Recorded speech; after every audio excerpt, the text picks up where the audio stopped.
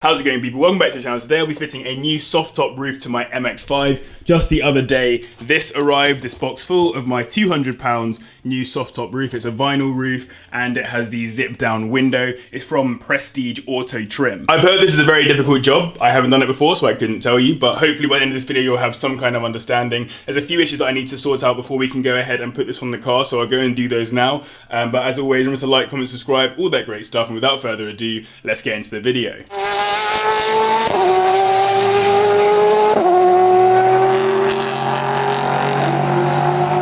And when I say there are issues, the key issues are these seats. So these, as you can see here, completely get in the way of the brackets that would allow you to remove this roof. So I've ordered a set of Jazz Performance brackets instead, the ones that are more flush to the car, because I can therefore just remove the roof when I put the roof on or remove the roof when I want to, because the bracket will fit just in there. Let's go inside the car for a second. So what I've just been doing, if you have a look around here, sorry, this is some rogue cameraman work here, but over in this corner, you probably still can't even see to be honest, but over in that corner over there, there's a couple of bolts that are now removed, and I'm going to do the exact same over on this side, which will allow me to remove the roof, because otherwise I have to completely remove the seats from their position, which is an absolute, I won't, it's difficult. And yes, obviously I've considered moving the seats forward, but this is my seating position in the car. You can see that my legs already pretty much foul the steering wheel. Being, yeah, around about 6 foot and driving a car like this, it can be difficult sometimes. It's not impossible. The bucket seats do fit in just right on the fixed side mounts, but ultimately that does come at a detriment to this old hardtop roof. And I do want this hardtop roof on the car. I much prefer it on the car, but as it's getting so hot and I'm getting really hot just sitting in the car right now, I'm gonna have to open these windows in a sec. I want it to be convertible. Okay, so I've already hit some bad news. I'm pretty sure this side is actually closer to the bracket that I need to remove, which means that probably I'm going to have to move my seat forward by one click. So yes, plan is instead now to pull the back of the seat up so that we can just lean it forward, and then we can get those two bolts out, lift the roof off without taking the whole seat out, which is a benefit. So step one was to remove the roof, which is actually quite a simple job minus the bucket seats, and then following the removal of the roof, we had a look at what we were dealing with inside the car in terms of bolts and whatever to remove the soft top that was underneath it. Alright, so roof on the floor, getting this undone now. We've just taken down the rear window. If I jump in here, there are a bunch of 10 mils in here that need to be removed one by one in order to get the back of the soft top roof removed from the car. So removing the roof is actually the really easy part. Basically, you have to remove some tags from the back that hold the carpet in place, and once you have removed those and removed some of the sound deadening stuff, you will expose some nuts and bolts that you need to remove in order to get the back of the frame off the car, and then the sides of the frames are actually in behind the car trim on the side of the car. So it's easy to do the first bit with the roof up, and then you have to put the roof down in order to access those side bits and get better leverage, as you can see here. Once that's all done, you literally just pull the roof off the car, and it's easier with two people, I guess. And so there you have it. That right there is the frame for the soft top roof. So basically, to get it off, seats had to come forward. Obviously it's pretty clear they had to come forward in order to get the sides off. So there's like two bolts you have to do here. There's one on the top and then one on the side that needs to be taken off, and then there's 3 more inside that have to be removed as well, not to mention the fact there's about like 10 of them, or maybe even more than 10, to go all around the back to keep it in place. So yes, there's quite a few things to remove, but ultimately it's not actually that difficult. So next part of this job is going to be to remove the actual soft top roof from the frame, and then once it's removed from the frame, it will be working out how to fit the new soft top onto it. Apologies for the wind noise, by the way. We recorded this on a very windy day, which was probably not a good idea, but it was the only time we had time to actually get this done, and obviously I very much need my dad for help with this. This is a much more difficult part of the job, it has to be said. There are so many moving parts here and so many little things you come across hiding beneath the hood. Obviously the purpose of having a soft top hood is for it to be kind of at least a little bit luxurious or nice. It's like a luxury thing to have in your car to have a convertible, so they don't want a whole bunch of random bolts and screws and whatever sticking out. So there's a lot of things hiding in there that you need to get rid of and deal with. It's very difficult to actually do this as two people because there's not much space on the hood to do the work, but my dad is the expert, so I let him kind of crack on with it, and I helped where I could and otherwise stood around and made observations and tried to look pretty and helpful. You need to remove remove all of the trim from the side of the hood, which involves taking out a whole bunch of screws, and then once those screws are out, you can start to peel it back. But then it does get a little bit more difficult when you come to these long retaining rails, as I start to explain here. Can confirm removing the roof is actually slightly harder than you'd expect. This soft top does not like to come off, and as I'm probably explaining to you now in the post edit, there is a whole bunch of little things that needs to be removed. Like, we've already taken probably, I'd say like 20-30 screws out, and these here are in like these little retaining rails where they don't want to come out nice and easily, so probably going to have to just scrap this hood altogether and just start afresh, putting on the new hood instead. So then we had to get the old faithful scissors out and do some cutting, some scissors and a knife as well, to cut the actual soft top roof away from the frame. Once that was done, it made life a lot easier in terms of getting rid of the last few nuts and bolts that were attaching it to the frame. So there are a few screws in the sides, and there's also this one long cable as well which needs to be removed, and we cut it out of the soft top hood, which reduced the risk of damaging it. Alright, so that is the old soft top roof off of the car, and here you can see the main reason why I'm doing this job today is because when I bought the car, it came with these nice slashes in the rear window, which I have no idea how they came to exist, but previous owner can probably tell me. There you go, another nice slash there. So yeah, rather than having a taped up gross looking roof, thought we'd try and get on a nice new one. So this is the one that I got from Prestige Auto Trim, cost me £200. It's just got the plastic rear window, it's not got anything fancy on it, it's just vinyl and the plastic window. So yeah, zip plastic window, so the only potentially fancy thing I went for. Also, sorry I'm eating, but just for your interest, this is the frame. Obviously quite comprehensive, but also not particularly ridiculous. Like, obviously it's an old car, so the linkages and stuff are all very basic, but it really does do the job. The hardest bits to work with are removing the soft top roof from these little channels, because it's one of those things where it's kind of like a valve, it goes in one way but not out the other. I don't want to slide it across without having to remove obviously these whole parts of the frame. So yeah, we just cut it off in our case because we don't need that roof anymore. It's old, it's tatty, it's gross.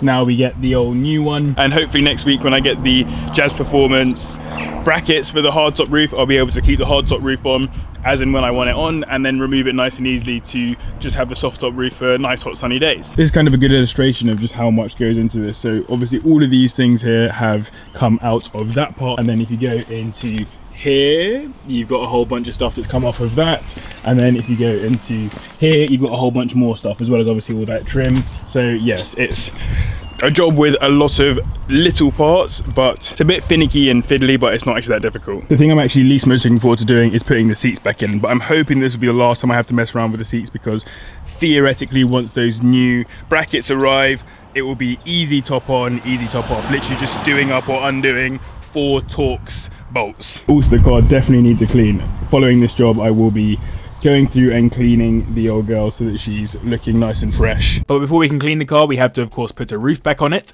and that was a lot more difficult than taking it off. So basically the whole process of removing the roof probably took around about maybe 45 minutes to an hour all in, with a bit of faff in the middle and eating, etc. But then when it comes to actually putting the new roof back onto that frame, it took a lot longer. It basically is just a slightly more difficult job, because you have to remember where all of the individual bits that you've taken off the car go back onto the car, which includes starting with some of the bolts and screws and stuff that kind of keep it onto the frame, but then also all of the trim and all of these retaining rails have to be put on the correct way around, otherwise it goes wrong. So yeah, there's a whole bunch of little bits you have to remember whilst doing this part of the job. Again, it's self-explanatory, it's just fiddly and annoying and very difficult to work on as two people. As you can probably see here, we're kind of stepping all over each other. We also rested the hood on the previous hood in order to limit the amount of damage we did to it whilst it was on the floor. This would be a really great job if you had some kind of workbench to put it on and actually take care of it. We didn't in this occasion, and it's quite a big thing to be working with, so we had to do it on the floor. So you try and protect it by putting something underneath it, basically. So that is quite a lot of progress done. Massive thank you there to my dad for pretty much getting 99% of that job done, and me just tightening a few screws and trying to look like I was helpful. As you can see here, everything is pretty much bolted in, so it's all a whole bunch of stuff around there, all the trim's back on, all the trim around there, and yeah, it's all just in place basically. It's a bit of a faff. It's definitely more helpful to have two people so you can stretch it and make sure that it fits into position, but ultimately yeah, it's in. And the next thing will be to put it back into this bit of the car. So this will also Now be another little faff, a whole bunch of little screws to put back in, but it shouldn't be too difficult. And it isn't that difficult. Again, it's very fiddly. It's the kind of thing that you definitely need 2 people for, so that you can carry the roof over the top, line it up properly, and then start bolting these things back in. But it really isn't a very difficult job at all. It's literally as simple as taking the roof off, but backwards. And if anything, it's slightly easier because you've got a bit of experience as to which bolts and nuts and screws you actually need in place. Some parts of this job are much easier with the roof up, and some parts are much easier with it down, and it's very easy to work that out whilst you're actually doing the job. Some parts are just so much easier to get the leverage through the rear window. I'm very glad that I bought the zipped rear window, because it meant that we had that extra space to kind of work through and work around, particularly with those ones in the side that went beneath the trim. So we're very close. We have just done a few bits off camera, which were tightening up the bolts all the way around here. They're not very difficult to get to, it's pretty simple. They get a little bit tougher around here. Just done up that side. Father has just done up that side over there as well. The roof is very much in the car now, which is good. We've got a few more bits to do. Obviously, we've got to put the trim back in. We've got to get the rear window exposed, all that kind of stuff.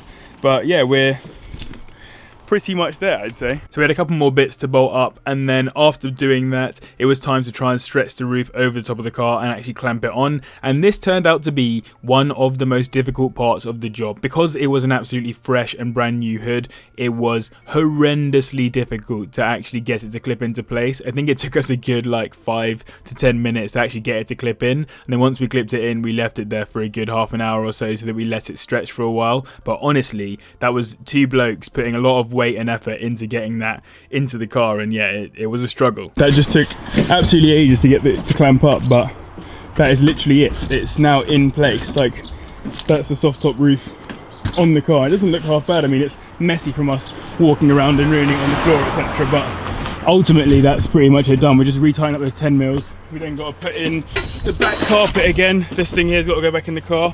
And then we got to put the seats back in properly, and then once all that's done, finally we can go for a first drive at some point with a convertible MX-5, so that'd be pretty cool. So we've just been absolutely flapping around for ages trying to get the seats back in.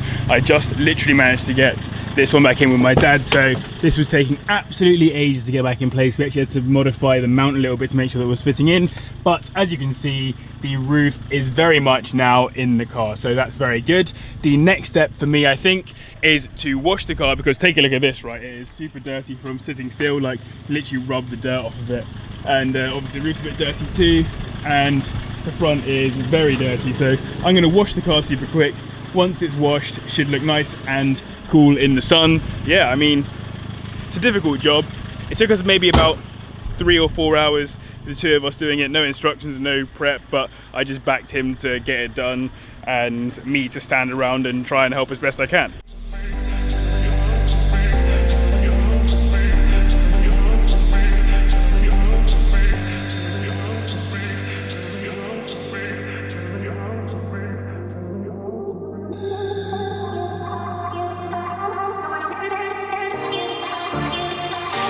Starting to get a good shine to it at the moment. Just wanted to say thanks to Turtle Wax for sending me this waterless cleaning stuff. I've actually mentioned it before, I used it before when I cleaned the roof of my Polo to wrap the roof of it, but thought might as well just say thanks again because I'm using their product again. And it actually bangs. It like does a good job. It kind of polishes and cleans and does all that kind of stuff. Pretty chill, thanks to them.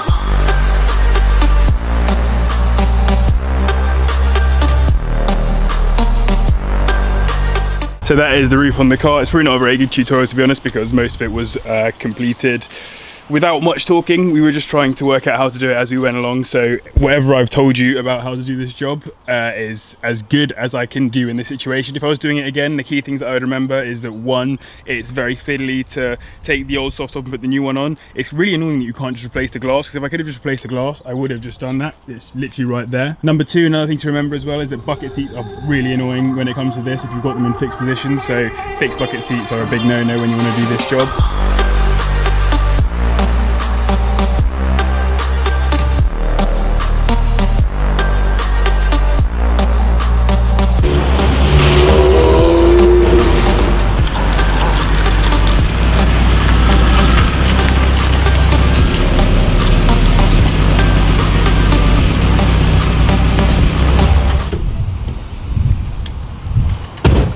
Nice.